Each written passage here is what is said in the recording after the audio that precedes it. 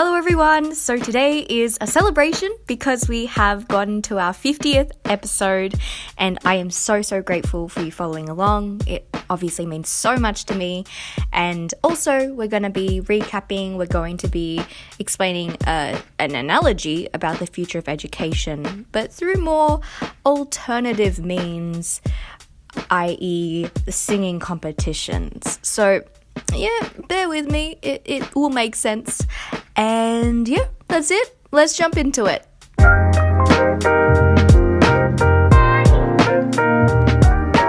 Hey everyone, welcome back. And today is our 50th, I can't even say the number, 50th episode. And here are some more cheers, more balloons, because I can't believe that we started in 2020, in around July, June-ish time. And here we are. I will provide a recap today, as well as I was thinking, initially I was thinking of starting with admin-y stuff, as in what updates there are, what blah, blah, blah. But I think that's a bit boring because we're still on the high of a celebration and just fun things. So I thought that I would start with an analogy that came to me. It's about a singing competition. How the singing competition really reflects how things are changing in the world, how what we're offering right now in terms of schooling is just insufficient to meet what is required in the future. No more explaining. I'm just going to jump straight into it. So with the singing analogy, let's talk about Australian Idol. If you're in America, American Idol, Australia's Got Talent, The Voice. All of these shows are really testing how well the contestants can sing. So it's very specific in what they're looking for. They're looking for great singers with great stage presence, who will go far if they have a nice voice. And it's really also asking you, how well can you sing someone else's song? So I'm not sure, I'm not up to date with the shows right now, but at least I know for a fact in the past, it was how well can you sing someone else's song and do it in a way that people are familiar with and enjoy. And in the past, it was that the people who got those records, who came first or second or whatever, were the ones who got assigned to some record labels, and therefore that was their way into the music industry, because it was so hard at that time to basically get into that industry and make a name for yourself if you didn't have someone backing you and having a producer and a record label. All of that was necessary and what we call gatekeepers to get into the singing industry. Except now, things are changing so fast. We're seeing YouTube, we're seeing Spotify, SoundCloud as well, where people can just post their music onto these platforms for free. They can just post it, edit it how they want, sing it how they want, post it, and people will be there, whether it's in their country, whether it's across the world, will see their music, listen to their music, and if they like it, they will follow them. And you've seen so many, or at least for me, I've seen so many artists become famous or well known this way. It's just becoming the norm. For example, back when British YouTubers were becoming a thing, I found Dodie on YouTube, listened to her music, and now she's making music, making albums, making EPs. Like, it's insane. And she has a huge following. And that is, again, very normal. And so now we're seeing that gatekeepers, music record labels, aren't something stopping you from getting into the industry itself.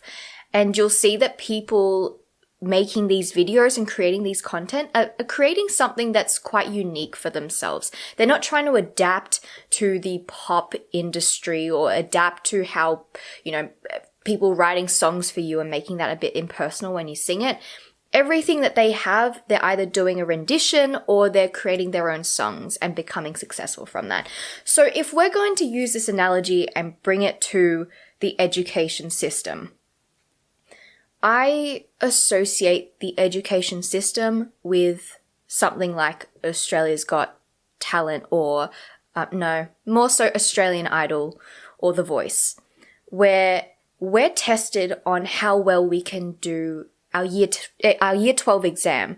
So for example, in Melbourne, it's the VCE exam, and we're really brought up to learn in a way that actually complements this curriculum.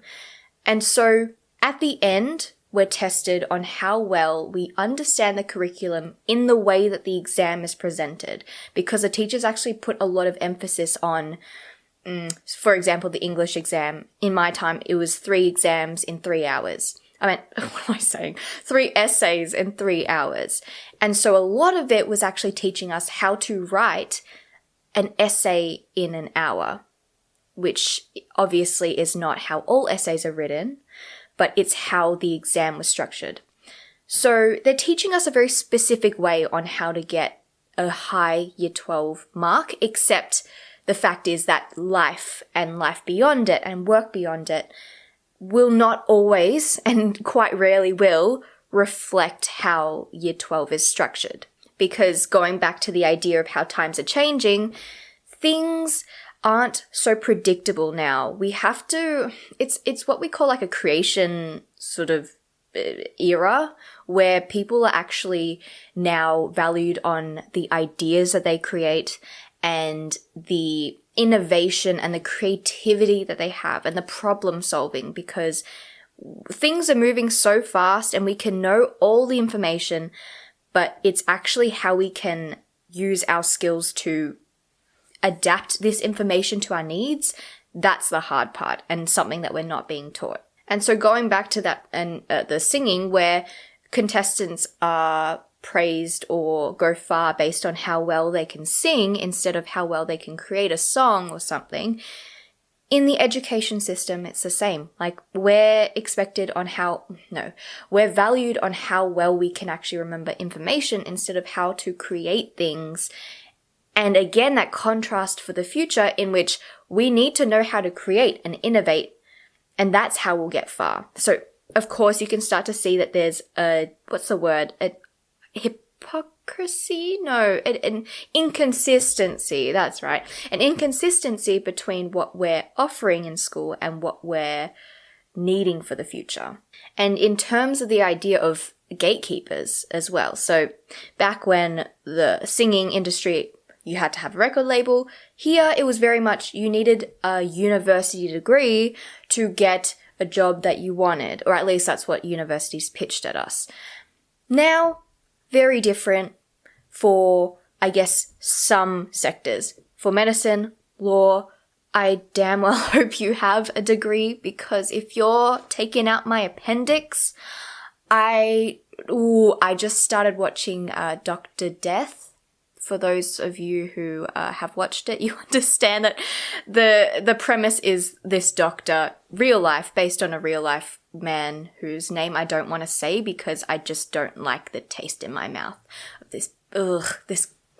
Anyway, so this doctor would do surgeries and do them very incorrectly and would paralyze people and would create such horrendous surgeries, and it took a while for the hospital to actually kick him out. And that just baffles me. I don't want a doctor like that. I really, really, really hope that this doctor knows their stuff. Tangent, I'm getting a bit triggered now. Going back, yes, some sectors, you do need a gatekeeper. You do need a very rigorous exam to actually test whether you are capable of becoming a doctor or a lawyer or something.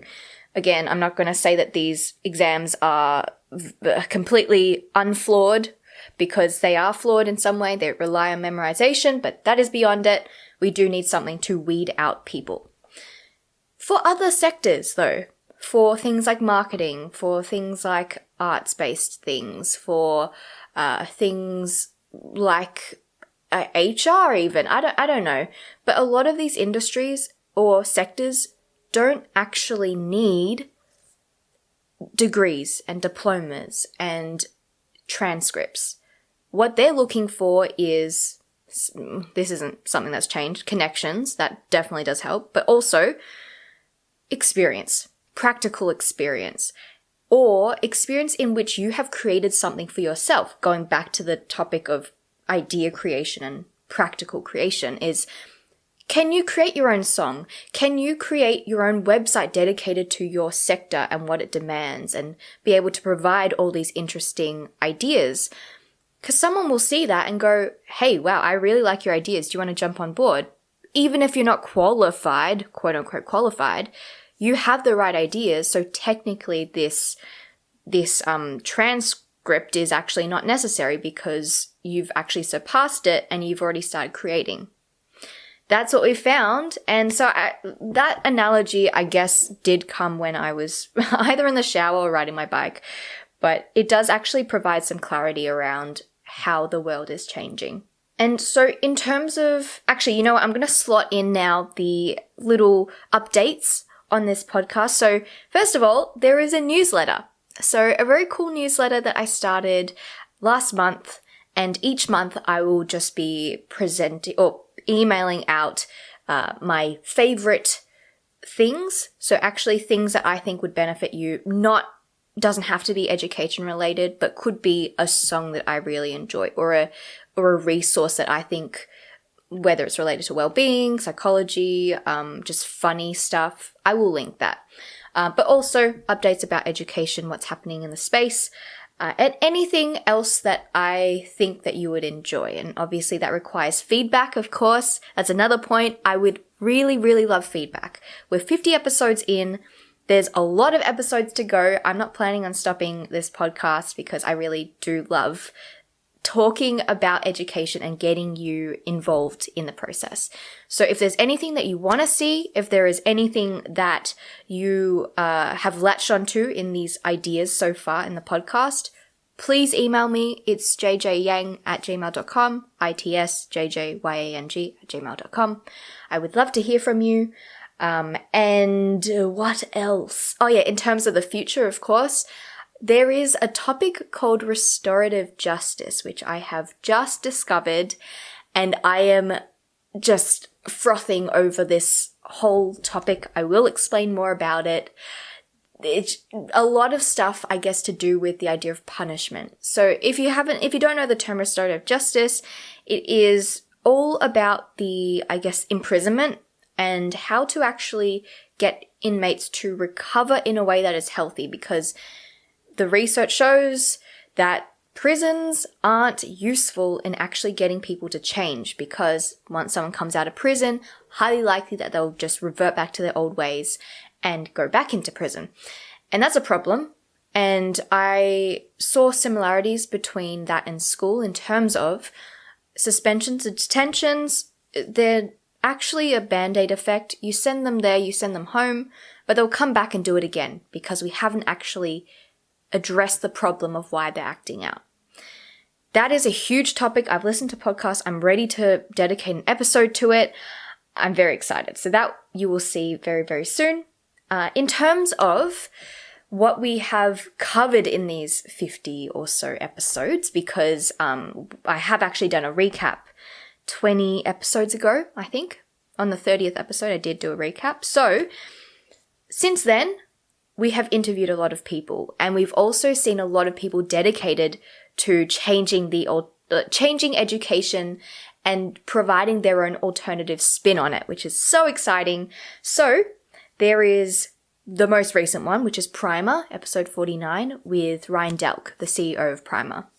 And Primer, we dedicate a whole interview to it where he explains how Primer is an online, not school, but more so a platform for kids from 9 to 12-ish can come together and create and make, innovate and have all this freedom to create and get feedback on it, and just developing, again, the skills that we need for the future in terms of problem solving, creativity, all of that. And then there's Upstart Ed, of course, episode 31 and 32 with Deanna Barunga. It's a program that's actually supplementing traditional curriculums in school. So offering things about design thinking, about, design thinking means to identify a problem, create solutions for it, and to basically present that. So again, very necessary skills, and also focusing on well-being and focusing on personal values and getting the student to be more introspective and know more about themselves. Again, amazing things. Please listen to that interview because Deanna is so, so inspiring and her work is so essential. We need it. Episode 35 is with Amy Demant, and she has created Celebrate Learning, which is in Queensland, or in Brisbane. I guess Brisbane is in Queensland, but yes, further out. And it is, again, another alternative for students who don't thrive in school. So this is a different one. It's for registered homeschoolers who have this space where they can still learn together, but it doesn't have the strict curriculum of school. It provides a lot of flexibility, provides a lot of mentoring. Please check that one out. So that's episode 35. And episode 40, I actually talked about Sal Khan's mastery book, as well as his school. So the school is really fascinating. I'm actually trying to interview someone from Sal's school. So I will try and make that happen. I'm very excited because they are doing great things, and his teaching philosophies, which I discuss in episode 40, very essential, very intuitive, which makes you think, why aren't we doing it right now? All of that. So those are so many change makers within the education system. Just a few that I've interviewed, but there are so, so many more. And another thing that I emphasized a lot in the past episodes is about mental health and about making sure that kids feel comfortable and okay within the classroom. Because if a kid isn't feeling mentally there, they're not going to prioritize learning because they have, I guess it's survival mode. They need to focus on themselves first. And so I was actually researching this, what the stats were about mental health and children especially. And it said that this study, I guess it was done in 2013, 2014, so nearly 10 years ago. It needs to be updated. So stats are definitely different. However, at that time, there were 3,000 participants aged between 11 and 17. And it turns out that 20%, so 1 in 5 of these 3,000 participants showed signs of, it was high or very high levels of psychological distress, which is in itself a distressing statistic. And that was in 2013, 2014, when there was still a stigma around mental health. There is still a stigma even now, but compared to 2013, 2014, I think the numbers and the stats would be so much higher now.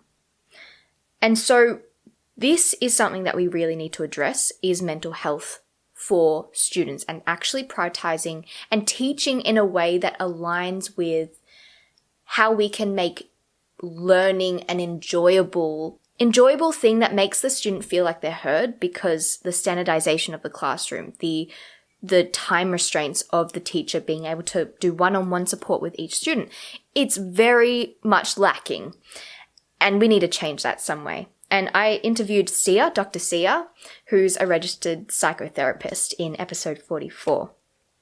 And we discussed the toxic mindset behind attributing grades and achievements to self-worth.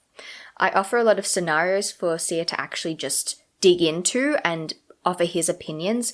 So one of them was a kid who felt very demotivated in schooling, online virtual learning, and why that actually attributes to more his upbringing way back when, like as a baby, as a child, and how that's impacting him now. On the other hand, also a hypothetical student who tries so hard in school and does so many things, yet doesn't feel satisfied and actually feels worse if they don't get a good grade. All because they've associated their self-worth with a grade, and how, again, Sia addresses that and says what we actually should be doing. So that is, again, very important stuff and something I dedicate a lot to on this podcast and what I will in the future too, as well as ending with the idea of shame. And I dedicated episode to labeling. I think that was episode 26 about why dumb and smart are really, really, I would go as far as to say toxic words in the classroom, as well as mindset episodes, which I have, again, I say this every episode, but I reference it a lot because it's valid. It's just growth mindset versus fixed mindset. If you're not sure what it is, please check those episodes out because they explain a lot of why students feel the need to meet high standards and feel awful when they don't, and why some students don't even try because they've already given up and think that they can't actually grow into the skill instead of they just believe that you have to have the skill already. So in terms of resources for shame, I will definitely unpack Brene Brown's work because Brene Brown is, I can't remember, she's a researcher and speaker about shame, vulnerability, and also how that affects our leading, how that affects our education, how that affects us. So feel free to just check out Brene Brown's stuff, but I will definitely dedicate episodes to her too. I talked for how many 20 minutes straight. Holy shit. Okay, well, that's all done. I hope you enjoyed today. Again, thank you for sticking around for 50 episodes. Oh my god. Again, thank you. I just appreciate you listening and being interested in education. So feedback is welcome, of course, if you would like something, if you think something should change, if you, anything. Please message me and I will see you next week. Bye!